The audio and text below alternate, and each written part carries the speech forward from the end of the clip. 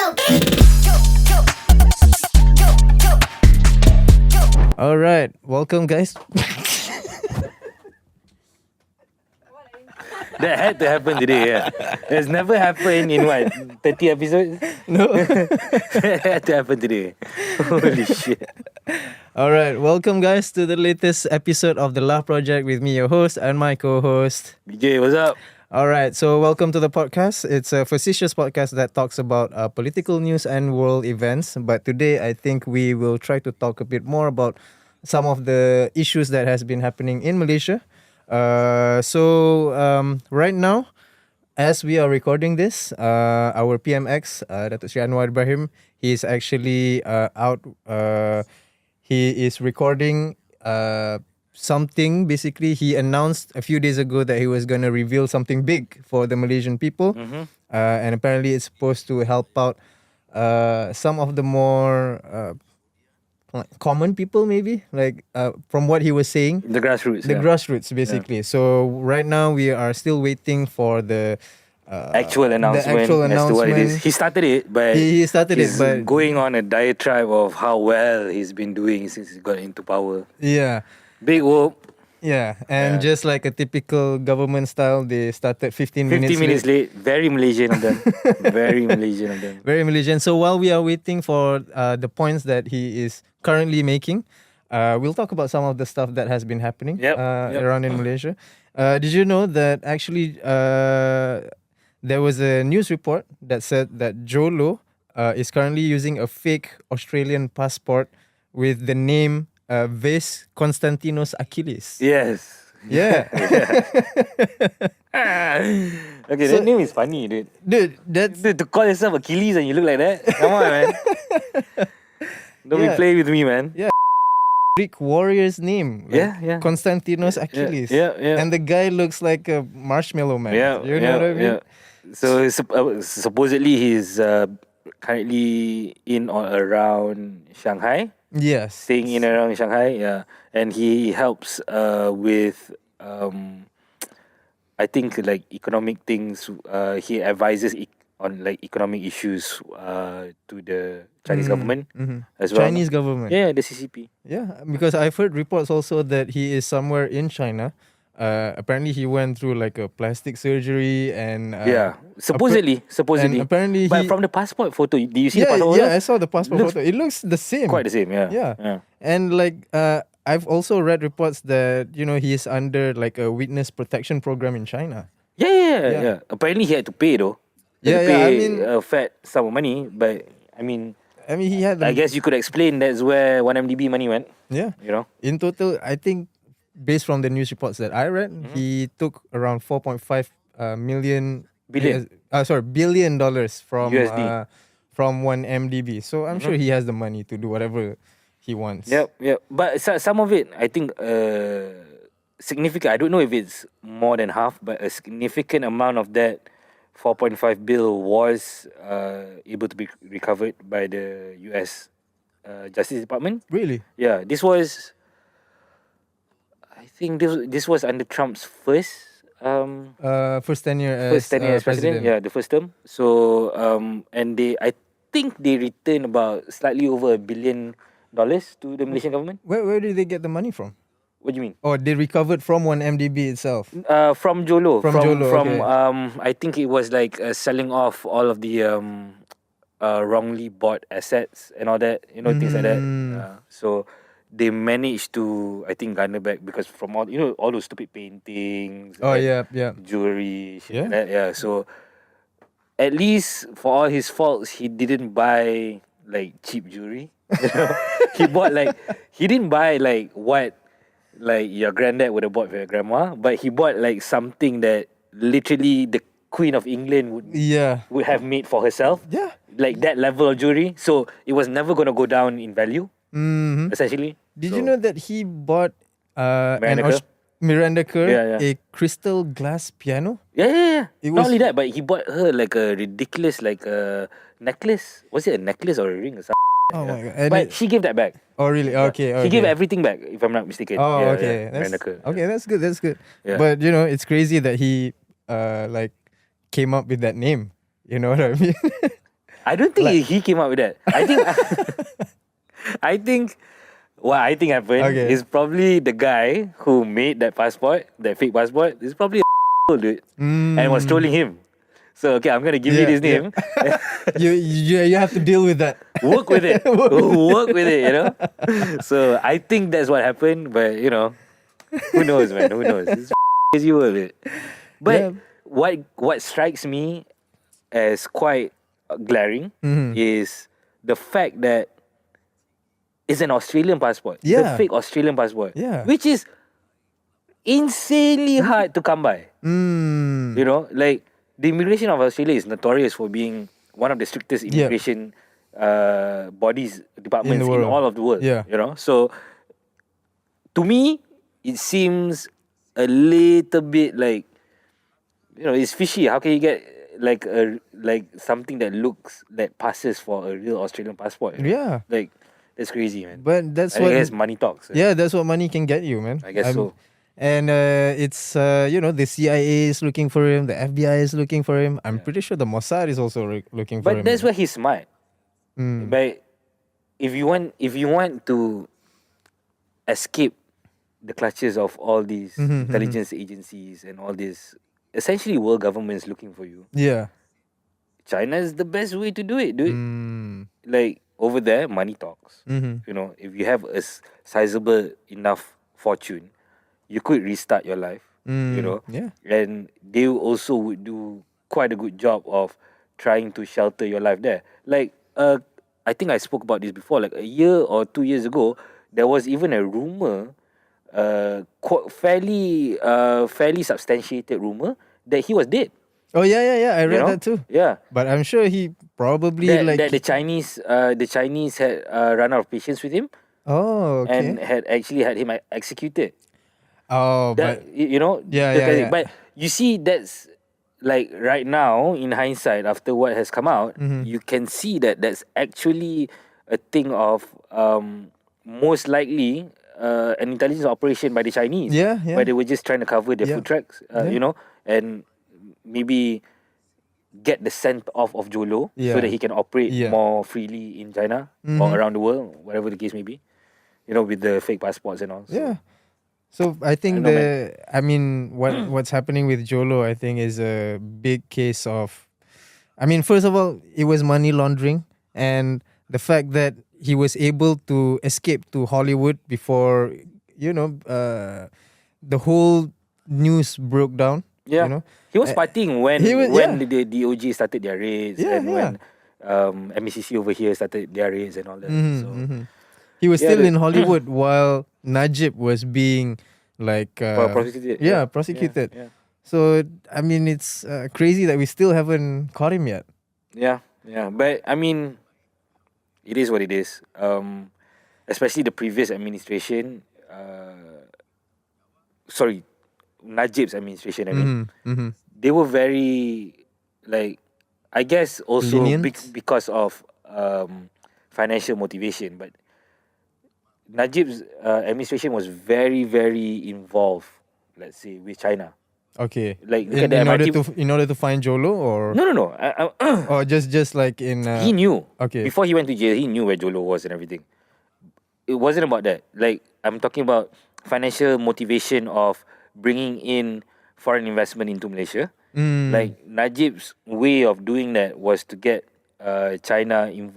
Malaysia involved in China's BRI, Belt and Road Initiative. Okay. So the Belt and Road Initiative, to simplify it without it getting too long-winded, is basically China's. It is a program by the Chinese government, essentially to lend aid in the form of infrastructure. Like, they would come into your country and they would help if you were in an impoverished country or a country that didn't have liquid funds or didn't have too much money. They would come in and be like, for example, in Africa, this happens a lot in Congo especially, where they come in and they're like, we'll build you highways, we'll build you trains, subway systems, whatever the case may be. But you don't have to pay for it, consider it a loan.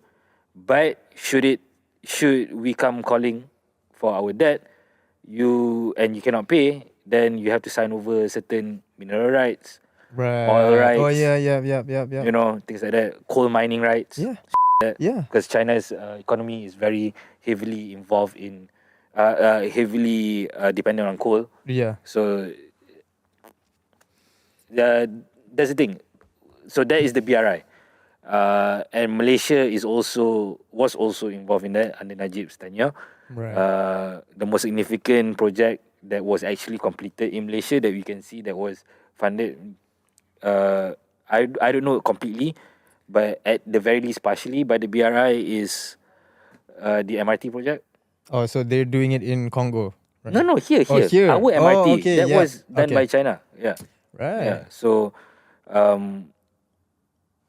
you see, I'm not.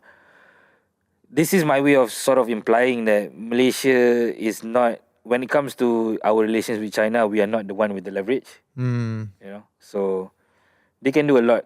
Yeah, I mean they are one of the biggest, probably one Superpower. of the, superpower in the world. Yeah. They're And only getting stronger. only getting stronger. Yeah. Do you hear what they did to Taiwan?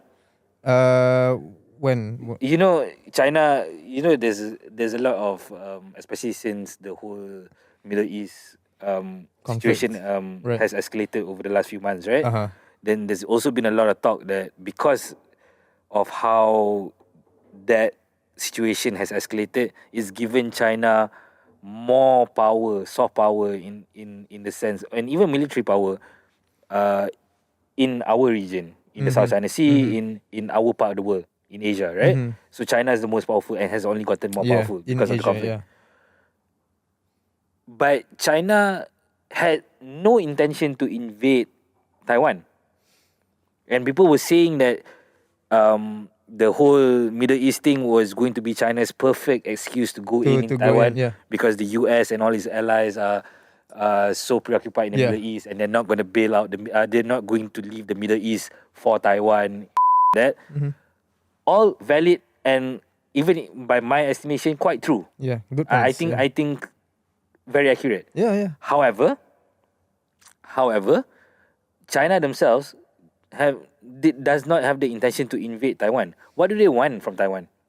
I don't know. The land doesn't matter, because it's like a small parcel of land. Like, China is already so big. yeah, you know. So they're not like India where they have 1.5 billion people, but such Small, yeah. land. You know, China is huge. Yeah. So, what do you think is what do you have any idea what China wants out of Taiwan? Honestly, like, I'm not a Chinese person. Mhm. So to me, all these world government leaders, all of them, they want more power, they want more influence, they want more land, they want more money. Okay, true, but okay. So in China and Taiwan's case, Taiwan has a little something called intellectual property. Okay. Okay, and in Taiwan. Okay. And Taiwan's intellectual property is right now the most sought after, because what do you think it is? What? AI, Right. Nvidia is right now. Nvidia is Taiwanese? Yeah. Okay. It's based in Taiwan. It's not just Taiwanese. Okay. It's based in Taiwan. Right. The CEO, president of Nvidia is Jensen Huang, who is American Taiwanese. Okay. Okay, but see, but my point about the whole China-Taiwan thing is that China, while everyone has been thinking that they're going to project military power in order to get Taiwan back into their fold, Sure. that's not what they've been doing. Do you know that the Taiwanese parliament is now 60% pro-China? I do not know that. Exactly. They've been working it that way. Same like what they did to Hong Kong. Remember Hong Kong a couple of years ago? Yeah. Protests and all that, and Yeah, then suddenly everything died down. Yeah. What did they do? Stuck the parliament. Everyone in Hong Kong is now pro-China. Oh, okay. So that's what I'm talking about. Like China, they're not gonna invade Taiwan like the way maybe like Israel is invading Palestine. But Boots on the ground kind of thing. it's not on the ground. But they did infiltrate it through the judiciary system, like the parliament members. Correct. So it's in a way they are sort of like taking over Taiwan because they're like Soft power, influencing the but political. in this way, sphere. Taiwan doesn't ever have to be under the Republic of China. You understand what I mean? Not officially, but They can maintain their own sovereignty if they Yeah. want to. At least for public purposes. right. But intellectual property, that's what I say. China only wants the intellectual property. Nvidia, on top of spearheading the AI movement, what they also do is they make semiconductor chips. Yep. And I think they and also another company, the actual maker, the TSMC, they themselves do. I think if I'm not mistaken, TSMC makes like 70 to 80% of the world's superconductors. No way. Yeah, no joke, dude. In Taiwan? Yeah. Wow. Why do you think there was such a problem with electric cars during COVID? Oh, is it because they were They didn't have halting- enough chips. Right. Yeah. And nowadays, it's not just the electric cars that need the chips. All the cars need the chips. You know? So, why do you think there was that Ukraine deal that Donald Trump's been pushing for those rare earth minerals that can be turned into the superconductors? I mean, Why do you think Intel is now building their biggest ever, I think it's $1 trillion facility in Texas? Because Intel is the one that makes 30% of the world's superconductor chips. Right. You know? So, while everybody's been thinking they're playing checkers, you know, but the chess is being played way up there. Yeah. You know, people don't see that. People don't understand that. And China is honestly ahead of the game. Ahead of the game.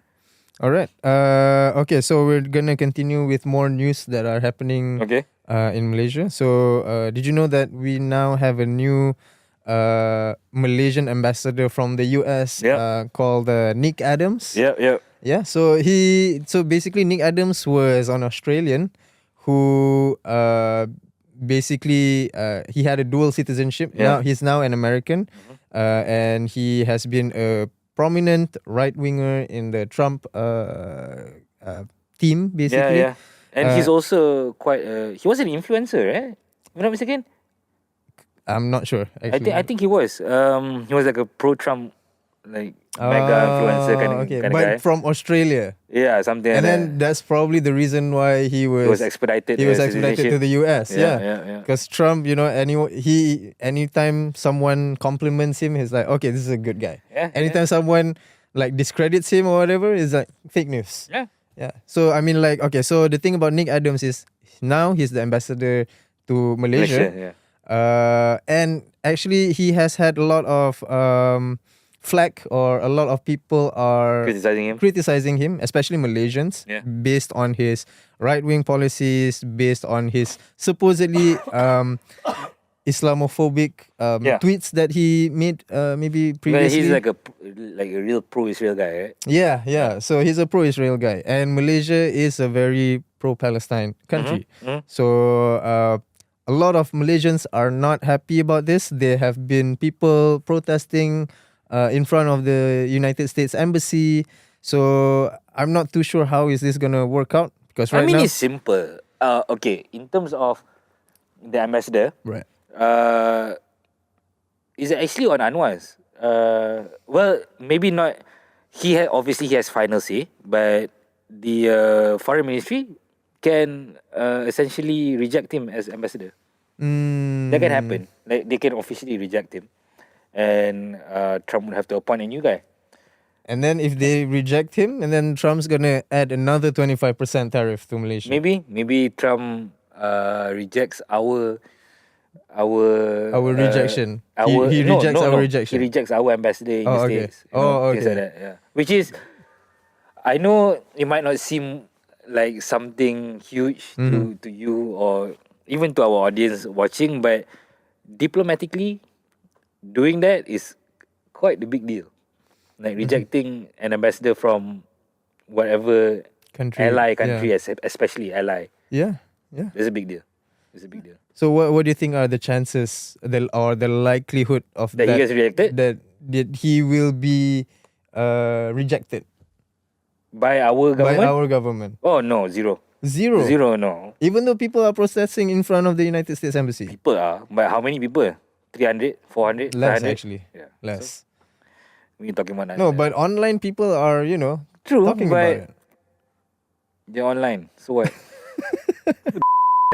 Just like a bunch of keyboard warriors. Yeah. Who cares? Who cares? I mean, if it becomes an issue in Parliament, then obviously it has to be addressed. Yeah. But I don't see anyone clamoring to bring that up in Parliament. Okay, so another thing that I want to talk about, how, like, because of a lot of politicians, they have their own personal views, their own political views.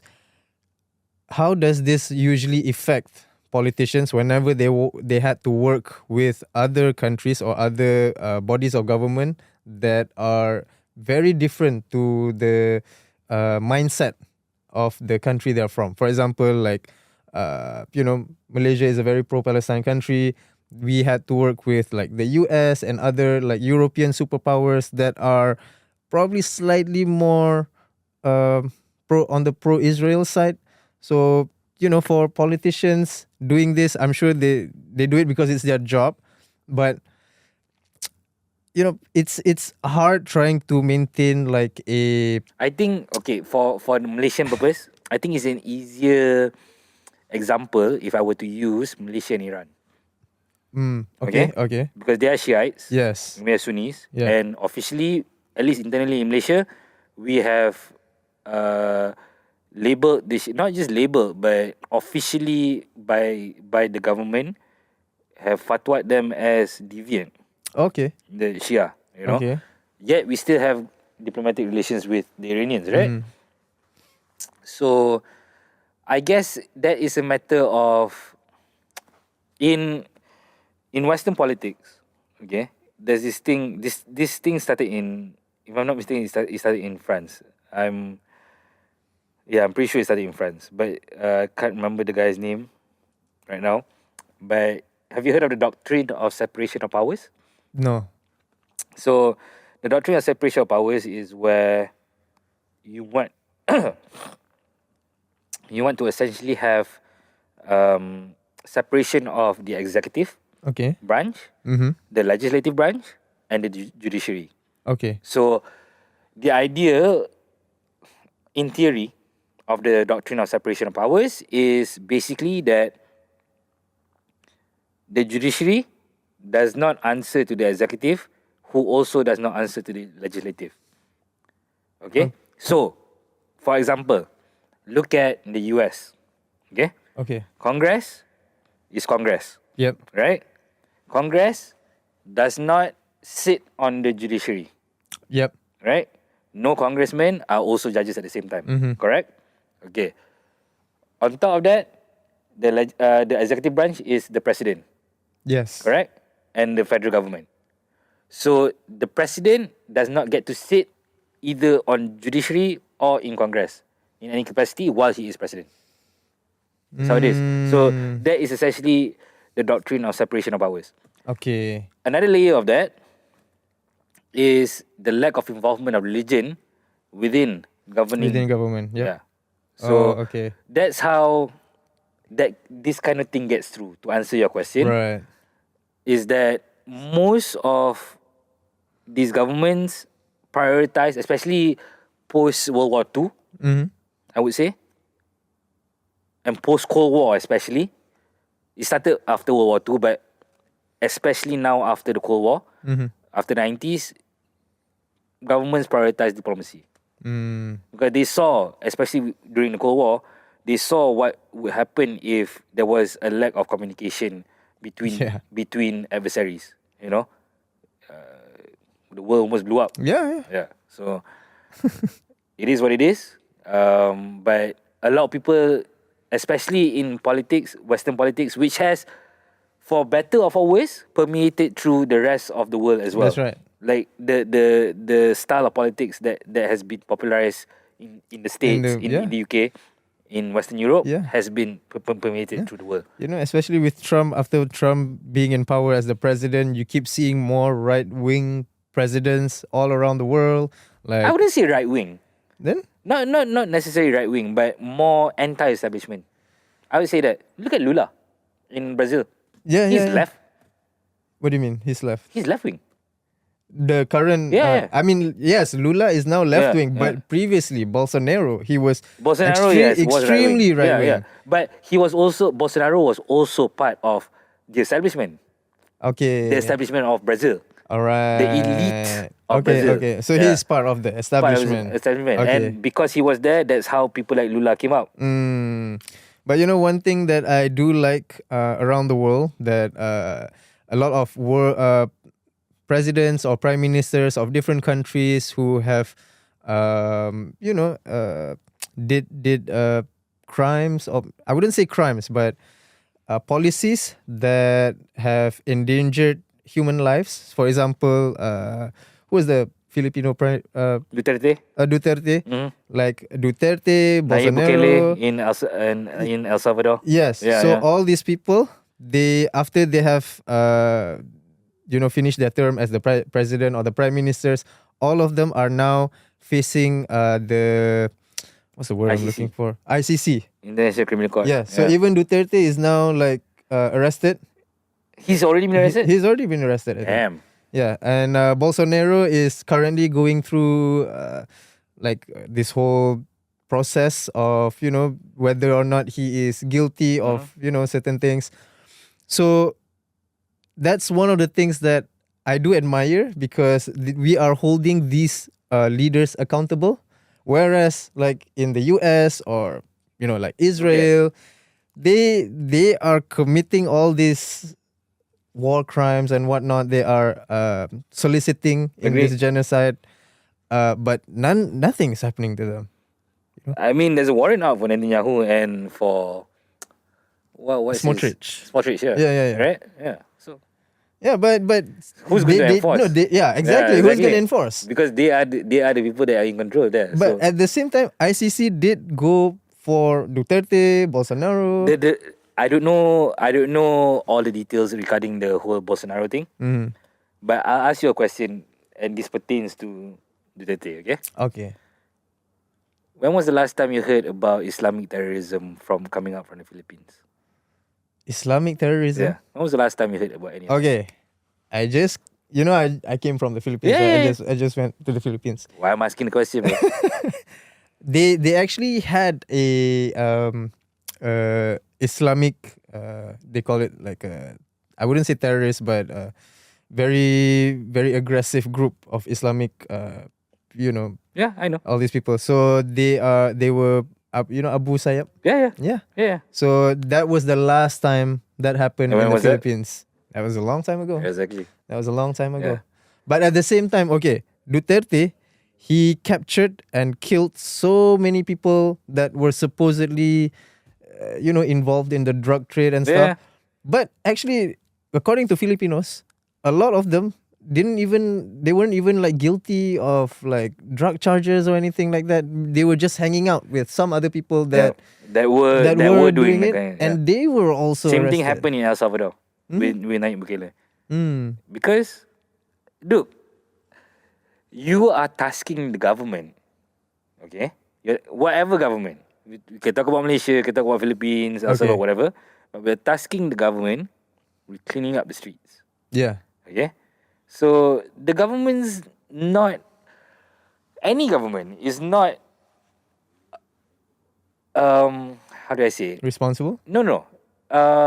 Any government is not accustomed to using a scalpel rather than a shovel. You understand what I mean? Elaborate that. Okay. So, accuracy is not the thing. What do you mean? Like, being... Oh, so okay, correct me if I'm wrong. So you're just saying that they are doing what their policies, what they mention about their policies, so they are just doing what they promised to do? Is that what you're saying? No. Like Duterte? No. What I'm saying is that governments are not used to operating with ultimate efficiency to getting everything correct. In whatever they do, it's not just about cleaning up terrorism. Right? Okay. But what they do know how to do is implement policies on a national scale. All governments can do this. Yeah. So, But in it's not terms- going to be 100%. it's not going to accurate. be 100% in the sense that there's always going to be people that get caught up. Like, you think about it as fishing with a fishing rod and fishing with a net. Right. Okay. You're gonna sweep up some sea turtles if you use a net. Right. Right? Right. You're not looking for them, but they be hanging out with the fishes. So what do? Right? I mean, you can release them. after, but that process is gonna take how long? You know what I mean? Okay, but what about some of these people? So they have to spend maybe like a couple of months, a year, maybe 2 years, maybe in jail before they get to prove their innocence. That's crazy. That it is, but is it not crazy that this is hanging out in a drug den? Mm-hmm. Is that not crazy too? Yeah, he wasn't dealing the drugs. Maybe he wasn't using. Maybe he was an occasional user, whatever the case may be. But he was there hanging out. Those are his boys. He didn't. When they started getting into the drug trade, he didn't separate himself. He kept hanging out with them and all. I mean, we don't know. They could be like family members, living in the same house. Yeah. Maybe. Yeah. But that's what I mean. Like, you fish with a rod and you fish with a net. Happen. No, but the repercussions from that, for example, like other people that were illegally detained or wrongfully detained, they can like sue the government or later on. Yes, they can. So that's only But there's a problem for the government to deal with when they get sued. They are like technically digging their own grave. It's the same for thing that. with the whole ICE thing, right? Right. It's the same thing because you're tasking the government to do something that it doesn't have, is not known for doing things with efficiency. So it's just going to, we'll round them all up, sort them out later. It's that kind of mentality. Might sound wrong when you, I guess, articulate it out that way. Might sound like, what's on here? It seems a little evil and whatnot. But honestly, it's not. It's just a government doing government things. Yeah. Like, it came from top down that, we want to put this here. Okay? But how do you separate them? Some of them have tattoos. Some of them don't. Or some of them who don't deal and are innocent also have tattoos. Because they like, you don't know, Like what happens in Japan? Look at Japan. Any kind of tattoo? No. Yeah. None. You cannot come in. They have to cover up. But not everyone's Yakuza. Yeah. Not everyone's Yakuza. Some people just like having tattoos. But still, no. Okay. Yeah. All right. So the thing that I'm trying to impress here, my final point is that what I'm trying to impress here is that you cannot, and COVID showed this to us. You cannot sacrifice the well-being of one or two people for the greater good. Right. So like, if it's the greater good, if everyone wants to function in a drug-free society, then if you, the government, the people that are in charge of authority over that specific region or whatever, you have to try and make that happen if you want to stay in power, right? And this was the one thing he tried to do. Oh, well, it's difficult, talking about this kind of stuff, but we do have to talk about it.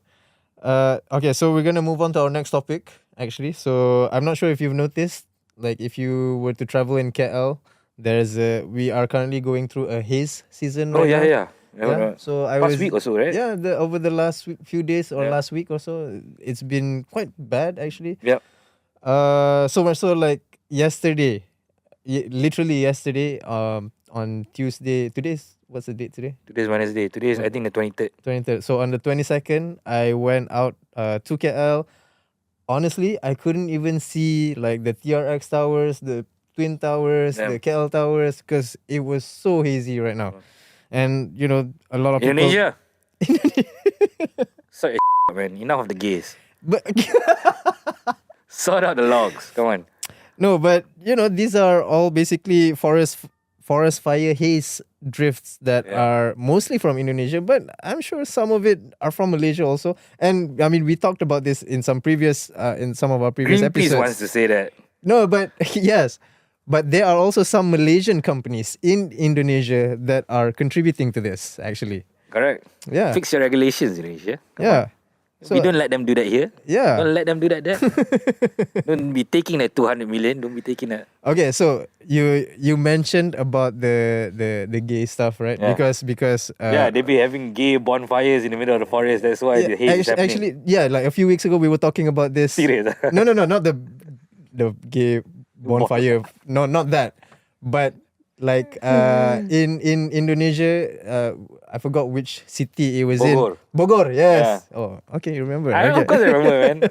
I look up on my LGBTQIA plus brothers and sisters. Yeah, so And those of you without genitals as well. Whatever you call it. so basically in Bogor, the police found people like over 70 or something odd people. Yeah. In a house. In a house, Yeah. like apparently it was a gay party About and to stuff. start an orgy. Yeah, we talked about that. Yeah. And And they only apparently, found 2 condoms or yeah. Only like 2 or 3 condoms. Like, bro, that's Out of like 70 people. 70 people. Only 3 people are like taking care of themselves. Yeah. What are the rest of you doing? Yeah, You know what I mean? But anyways, my point was, a few days ago, apparently, the police raided a house in Kelantan, and according to the news, Okay. I'm gonna love this part. okay, Continue. according to the news, they stopped a group of 100 people from like proceeding with the gay party or whatever. Yeah. So it was in the news, you know. Yeah. But there were also some reports that it wasn't even like a gay party. It was apparently people were.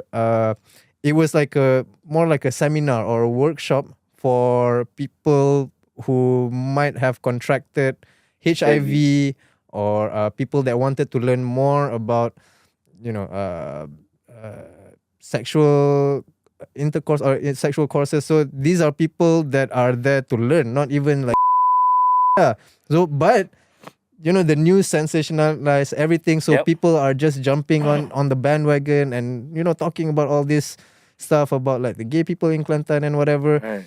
So, but it's not actually. I mean, I haven't. Damn. I don't know really what happened See, there, but This is a big problem with sexual education. Mhm. Okay. Do you know that in Kelantan, in Malaysia, Kelantan is known to have the highest rate of teen sexual activity and Yeah. also teen pregnancy. Yes. Yeah. You're right. Kelantan, Yeah. the most The most religiously conservative state. conservative state Yeah. in Malaysia. Yeah. So that's where I think there's a perfect microcosm to show that religion sometimes does a bad job of sexual education. And for what it's worth, I know, especially being Muslims, that kind of thing it can contradict each other. Right. But sexual education is very, very important. Yeah. And people in Malaysia are not educated on sexual education close to enough. Yeah. I think there's like a taboo, you know, in maybe in Islam in Malaysia, where you know when you try to talk about sex, it's like, oh, haram. You cannot do or And talk that's about bad, this, though. and that's That's bad. bad because I mean, as a part of human nature, it's part of our being, you know, to want to explore more about our sexuality and stuff like that. I mean, teen pregnancies, for example, Yeah. right? Those can be easily avoided because had the teens proper- are going to do it. If they want to do it, they're going to do it. Yeah. You know, that's human nature. yeah. And Yeah, and the most important thing and is at that age, sexual- religion's yeah. not like the main thing on your mind. Mm. Unless you've grown up in like a toughest. But even then, I know some people who have left and are like demons out there, you know, today. So I'm not judging. I'm just saying, you know, like it is what it is, and I understand it completely. Like if you get repressed religiously, is only natural, especially as a young impressionable kid, at 15 to 19 to 21 years old. You're gonna want to rebel. Yeah, You know? exactly. You know? especially the more control, The more repressive it the is, more yeah. repressive it is, the Yeah. more people For want sure, to for break sure. out. So, for example, if we are not allowed to, you know, talk about sex in certain parts of Malaysia, and then people are gonna be like, oh, what is this about? I wanna, you know, Yeah. why are we not allowed to? Why don't we just experiment Yeah, why don't- ourselves? yeah. You know, which is, when it comes to that, is completely the wrong thing to do. Like, sexual education should be implemented. This is one of the cases where separation of church and state is so important. You know, like you got to put aside the religious way, because you can't deny reality. Reality is happening. Yeah. That is happening, and it can be avoided. The pregnancy part, at least, can be avoided if these kids are actually educated and told, like, okay, how to practice safe sex, Yes, exactly. rather than being told like, no, you can't have sex. If you do, Masuk neraka. this and that, whatever lah. You Yeah. know, name the religion. You know, they all have. Yeah, they're all like that. They all have their punishments for it. So, what I'm saying is simply that, you know, this is, if religion has one massive drawback, and I would say is this. This is it. You know, and it's not a God thing. God didn't do that. I think it's man-made. What do you mean? Like the taboo. The taboo. Oh, the taboo, yeah, The tabooness yeah. of it is man-made. Yeah. That's not made by God. Yeah. You know, like that is made by people who practice religion and choose to become judgmental about it. Sure. You know? Yeah. And I think especially in a place like Kelantan, where a lot of teen pregnancies, like you said, and I think it's one of the highest cases of teen STDs in Malaysia. Yeah, I think so too. Yeah. And not just that, And that just came out like 2 weeks ago or something like that. That study. Yeah. And it was, I can't remember which news outlet it was, but it was quite a reputable newspaper that came out with that. Yeah. I mean, sexual education is important not just for like the teenagers, but also for people who have gotten married. You know, if people got married and then they have no idea about, about some of the repercussions of You don't have to be married. If you anyone. Like, it's as simple if you're as making love. be safe. Be safe. Just be safe, dude. Like, that kind of like HIV, that kind of thing, Yeah. dude, is nothing to play about, dude. Yeah, exactly. Nobody wants to ever come close to that. Like, HIV is like the daddy of it, like the bad one, the worst one of the worst one, yeah. But all the other things, I don't think are all that pleasant either. You know, like herpes, genital warts, whatever the case may be, gonorrhea, all that nasty, dude. Yeah. And please educate yourself, educate your kids. Yeah. Might be awkward, but educate your kids. Yeah, exactly. Yeah. Teach them about the birds and the bees. Yeah. Okay, I think now we'll take a short break. I do wanna see because they just finished the announcement. Okay. So I think we'll take maybe like a 2-minute break. Is that okay? And then we think of what the points of what he was talking about. Okay. So okay, so apparently I just chat GPT this. So apparently it was an extraordinary tribute to Malaysians. So the purpose was, it was like a token of appreciation from the Madani government to acknowledge Malaysian support in the reform journey, and they are currently aiming to ease the cost of living burden through multiple benefits. Okay. Okay, so What are the benefits? so some of the potential benefits include financial relief support. For example, they are either going to give direct payouts or subsidy enhancements. So like earlier we watched. So they're going to increase the STR kind of thing? Yeah. I think they're going to increase that. So they want to provide more for like communities that are maybe not in KL, but he mentioned, I think we saw a little bit where he mentioned something along the lines of he's going to give each kampong or each village a certain amount of money to help them out with whatever they're doing, and another thing that they are going to provide financial relief is on housing incentives and assistance. I mean, we still don't really know the full details about that because we literally just recorded this after the thing came out. So they are also going to provide support for gig workers, which includes social protections like EPF, Percaso, and some access to basic benefits. Oh, for gig workers? Yeah, for gig workers. So that's great, And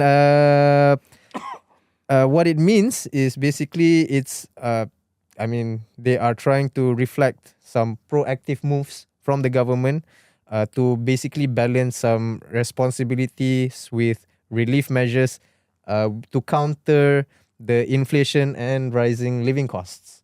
So that's basically some of the benefits that people might get. It also signals like a political gesture, of some sort ahead of broader structural platforms. Especially I think, this is something that I think Anwar came out with this. He probably, our PMX probably planned this like months ahead. Okay. But he came out now because I think there were a lot of reports from not reports, but our former prime ministers like Muhyiddin Yassin and also Tun Dr. Mahathir Mohamad, where they are basically telling him to step down. Telling Anwar to step down. Telling Anwar to step down, which is, On what basis?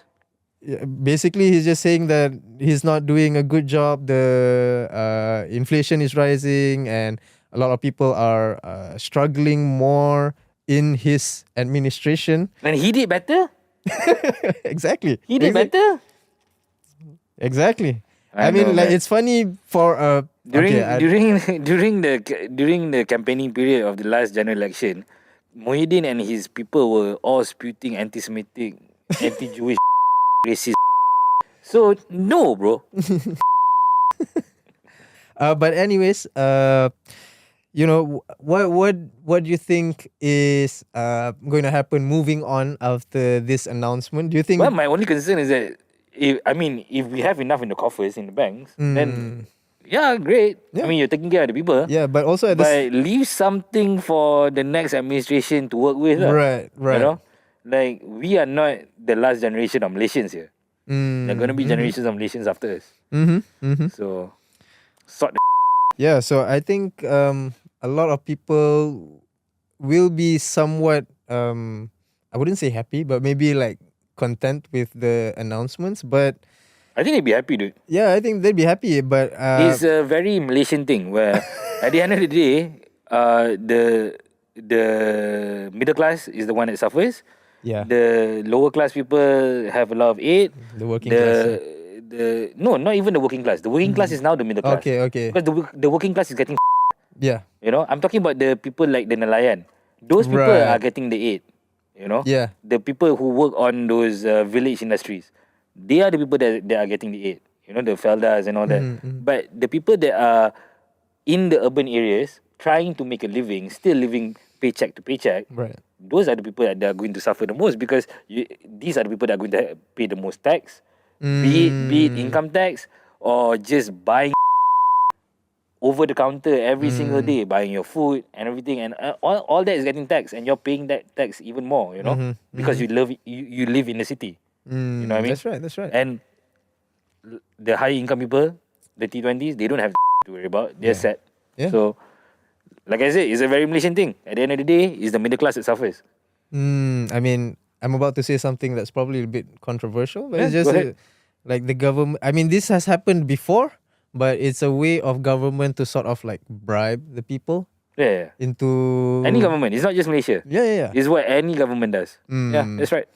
Yeah, so I mean, hopefully, like from what has been announced, Malaysians can move forward with ease. With with I have one criticism of what happened with the press conference, and it's that he could have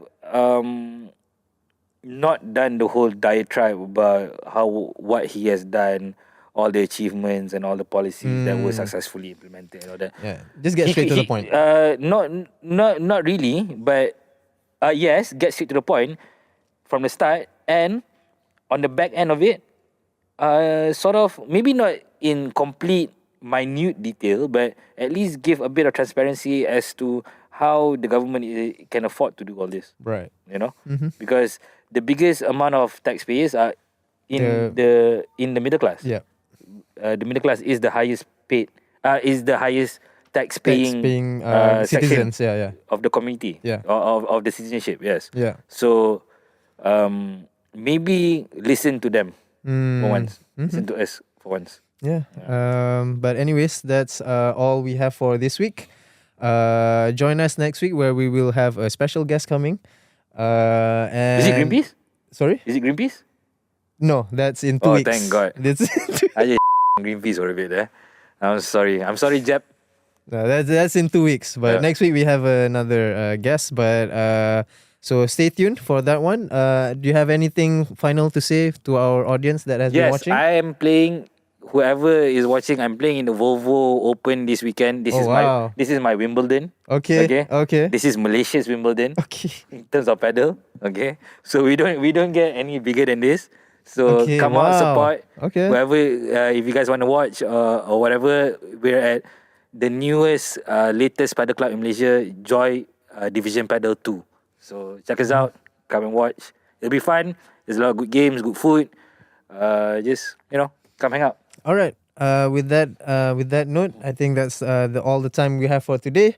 Thank you guys for joining. And as usual, if you have anything that you think we should talk about, any suggestions, comment on our Instagram or also on our YouTube page. If you have anyone that you think we should have on the show, just let us know. And do your research. And we'll see you guys next time. Bye. Peace. Let's go.